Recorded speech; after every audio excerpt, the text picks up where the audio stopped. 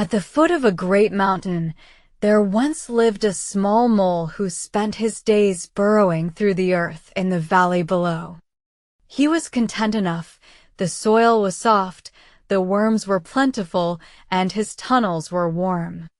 But sometimes, in the evenings, he would come to the surface and look up at the mountain that rose above everything else around him. It was enormous. Its peak disappeared into clouds. Sunlight caught its highest ridges in a way that made them glow like hammered gold. "What a magnificent thing," the mole would say to himself. "What must it be like to stand on top of it and see everything?" One evening, a wise old owl perched on a nearby stone and watched the mole staring upward. "Do you wish to understand the mountain?" the owl asked. "More than anything," the mole replied.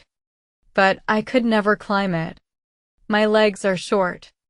My eyes are weak in bright light. I am made for digging, not climbing." The owl looked at him carefully. "Then do not climb it," she said. "Dig beneath it." The mole blinked. "Beneath it? You were made to understand what is underground," the owl said. "The mountain has more beneath it than above it. Go and find what no climber has ever seen." The mole thought about this for 3 days. Then he pressed his nose to the earth at the mountain's base and began to dig. He dug for weeks. He dug for months. He pushed through layers of soil that gradually changed color and texture, brown giving way to red, red to gray, gray to something harder and darker than anything he had ever felt before. He discovered underground streams that sang in the dark, their water cold and sweet and running who knew where.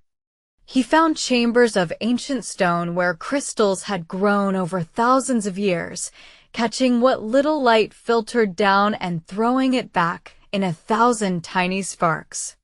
He found fossils pressed into layers of rock, the shapes of creatures that had lived and died before the mountain even existed.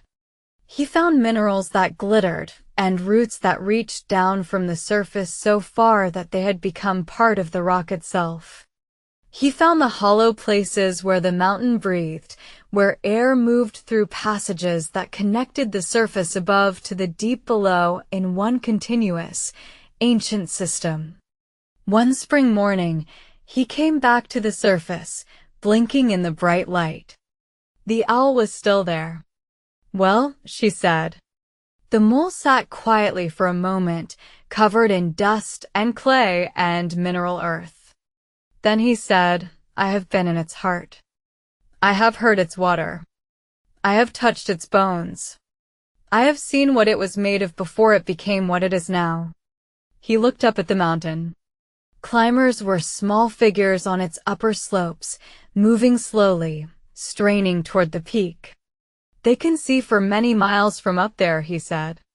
"But they are standing on the surface of something they do not understand." The owl nodded. "There is always more than one way to know a great thing," she said. "And the way that suits your nature is often the deepest way of all." Moral: there is more than one path to understanding and greatness. The way that fits your nature often leads to discoveries that no other path can reach. Owl.